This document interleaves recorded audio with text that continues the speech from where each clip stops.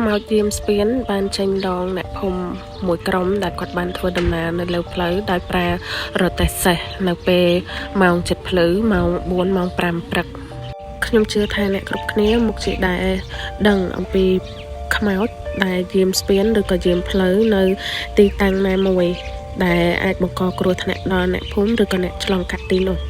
ខ្មោចដែលយាមផ្លូវឬក៏យាមស្ពានប្រជាជនខ្មែរយើងមួយចំនួន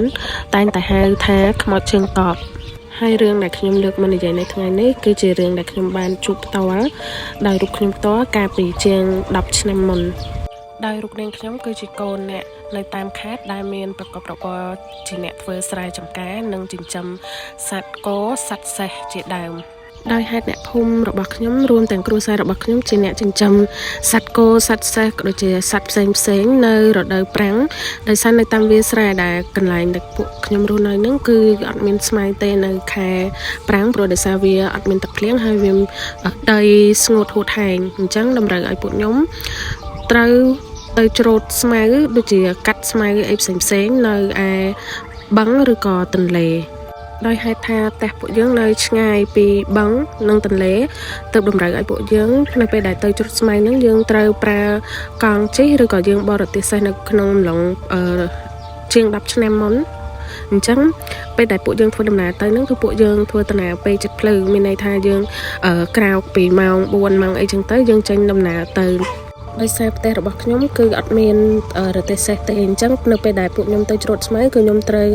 ជិះរទេះសេះពូអ្នកជិតខាងដែលគាត់នៅផ្ទះជាប់ខ្ញុំហ្នឹងទៅជាមួយគាត់នៅពេលដែលពួកខ្ញុំធ្វើដំណើរទៅហ្នឹងគឺពូម្ចាស់រទេះសេះហ្នឹងគឺគាត់ទៅពីអ្នកកូនរបស់គាត់ម្នាក់ហើយនឹងកូនប្រុសរបស់គាត់ម្នាក់ហើយនឹងអ្នកផ្ទះខ្ញុំហ្នឹងគឺបងប្អូនខ្ញុំ2នាក់ដែលបានជិះរទេះសេះនឹងជាមួយគាត់នៅពេលដែលយើងចេញពីផ្ទះទៅនៅពេលហ្នឹងម៉ោង4ម៉ោង7:05ហ្នឹងគឺមេឃនៅងងឹតនៅឡើយហើយមានន័យថាវាអត់ទាន់មានពន្លឺទេអញ្ចឹងពួកយើងក៏ជិះរទេះសេះហ្នឹងទៅដោយឆ្លងកាត់ផ្លូវមួយដែលផ្លូវកន្លែងហ្នឹងអ្នកដែលនៅខេត្តរបស់ខ្ញុំហ្នឹងតែងតែជួបនឹងឃើញផ្ទាល់ភ្នែកហ្មងថាមានខ្មោចដែលនៅយាមផ្លូវកន្លែងហ្នឹងដោយពួកខ្ញុំក្មេងៗ3នាក់ពួកយើងសិតតែដឹងថានៅតាមផ្លូវហ្នឹងគឺមានខ្មោចអញ្ចឹងនៅពេលដែលធ្វើដំណើរឆ្លងកាត់ផ្លូវហ្នឹងពួកខ្ញុំទាំងអស់គ្នាព្យាយាមអត់និយាយអីអត់មើលអ្វីទាំងអស់ជិះនៅរទេះសេះហ្នឹងដោយការប្រុងប្រយ័ត្នតែជាក់ស្ដែងនៅពេលដែលពួកខ្ញុំបានធ្វើដំណើរមកដល់ផ្លូវហ្នឹងស្រាប់តែបានជួបប្រទះជាមួយសិស្សមួយក្រុមដែលមានសិស្សស្រីសិស្សប្រុសឈរនៅនឹងផ្លូវក្បែរហ្នឹងពូដែលគាត់ជាអ្នកបរទេសសេះហ្នឹងគាត់ក៏បានស្រែកសួរទៅក្មេងសិស្សសាលា 4-5 នាក់ហ្នឹងគាត់សួរថាក្មួយតើក្មួយទៅណាមិនអត់ទាន់ភ្លឺទេហើយមូលហេតុដែលពូបរទេសសេះហ្នឹងគាត់សួរទៅសិស្សសាលា 4-5 នាក់នោះដោយសារផ្លូវដែលឃើញក្មេងៗសិស្សសាលាមួយក្រុមនឹងឈរហ្នឹងគឺក្បែរនោះគឺមានថ្នាក់វិទ្យាល័យមួយ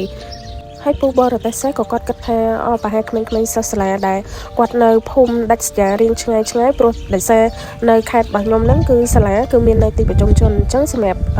អ្នកដែលគាត់រស់នៅភូមិដាច់ស្រយាលមានន័យថាភូមិរៀងឆ្ងាយគឺគាត់ត្រូវងើបជិះកង់ឬក៏ជិះម៉ូតូឬក៏ជិះលម៉កជិះរទេះសេះអីជាដើមដើម្បីធ្វើដំណើរមករៀនពេលព្រឹកហ្នឹងហើយនៅពេលដែលពូគាត់សួរស្រាប់តែក្មេងសិស្សសាលា 4-5 នាក់ហ្នឹងគាត់ក៏បានសុំពូបរទេសសេះហ្នឹងថាពូខ្ញុំសុំទៅជាមួយដែរហើយពូដែលគាត់បរទេសសេះហ្នឹងក៏គាត់បាននិយាយថានៅលើរទេះសេះរបស់ពូហ្នឹងគឺពេញហើយគ្នាជិះពេញហើយអញ្ចឹងបើសិនក្មួយទៅតោះតែក្មួយតោងកម្មហើយពាក្យដែលគាត់ហៅក្មេងៗហ្នឹងថាឲ្យតោងកម្មហ្នឹងគ្រាន់តែជាពាក្យលេងសើចធម្មតាទេ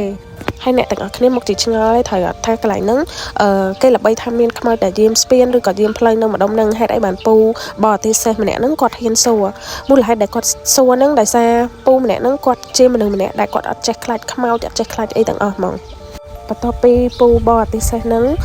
គាត់បាននិយាយទៅកាន់សិស្សសាលា 4-5 នាក់ហ្នឹងហើយគាត់ក៏បបោសេះរៀងលឿនជាងមុនអញ្ចឹងនៅពេលដែលគាត់បបោសេះឲ្យលឿនជាងមុនហ្នឹងស្រាប់តែអត្តសេះរបស់គាត់ហ្នឹងអ្នកទាំងអស់គ្នាស្រាប់តែអត់ចង់ទៅមុខមានអារម្មណ៍មានអារម្មណ៍អត្តសេះហ្នឹងវាចាប់ផ្ដើមយឺតតឹងហ្មងឧទាហរណ៍ដូចយើងជិះម៉ូតូឬក៏ជិះកង់អីអាគេហៅបែកបដាងឬក៏បែកគ្រាប់កង់អ្នកទាំងអស់គ្នាមានន័យថាវាតឹងហ្មងតឹងបាននិយាយឲ្យស្រួលស្ដាប់ទៅក៏លោកអ្នកទាំងអស់គ្នាអត់ស្គាល់ដូចយើងជាប់ហ្វ្រាំងអញ្ចឹងយើងជាប់ហ្វ្រាំងហើយយើងមូទៅមុខយើងធាក់ទៅមុខអីគឺវាអត់ចង់ទៅមានន័យថាវានៅតឹងផ្អឹសនៅនឹងហ្មង hay bên nắng pu để quạt bò thì sẽ nắng có quạt ban vậy tha nhung ban vậy lên tê mình nâng đại xa bộ nhung thuê tận là trong cắt khơi nè tất cả ni ha chẳng bộ nhung còn anh vậy lên cho muối khoản tài chỉ ca cô xăm tê công bạc cai bạc cắn bộ nhung ấy chẳng đấy giờ tê sẽ bạc bộ nhung nắng thuê tận là mà thôi mà đai vinh mau cầm ai tăng cầm ai ấy nó bên đại quạt vậy xong tao ấy chẳng hay có nó sẽ tao khỏi lắm tê sẽ nó cứ xe rốt thôi mà đai admin tăng admin ấy đuôi pe môn năng nghề chắc mình tha pe khác hướng khăm thường ấy bà sân chỉ dùng chưa có can đấy thời phổ đại sa bà sân bà này tặng cái ban chốt cũng mình phải có tha hướng năng vị admin này thì sẽ đánh đôi bộ nhóm chẳng bộ nhóm bà sân chỉ bộ nhóm chốt có bộ nhóm xây chưaได้tha cái lại năng miền khăm để cái game spion rồi có game play nơi cái lại năng phổ đại sa dương thọt tờ lư nè để trong cắt tam năng nè phun dương để cái ban chốt ấy chẳng ấy hay bà sân chỉ dùng ban chốt có dương đăng thả vì miền Batman rồi có đây hayสมัยตีตังได้ปวดยมบานจูบปัดนั่งคือเมียนหึงจีเฉินติดได้แปะปอนหมวยตีตังกระไหลนั่งจังยมเลิกมันใหญ่นี่คือจะหึงได้ยมจูบตัวการจีเชียงรับชนะมันไปให้เชียเจ้าจัดออกไพ่ชนะไหมจังสมัยหึงได้แปะปอนเซ็งติดยมหนึ่งเลิกมันใหญ่ในวิดีโอกลายๆติดบาย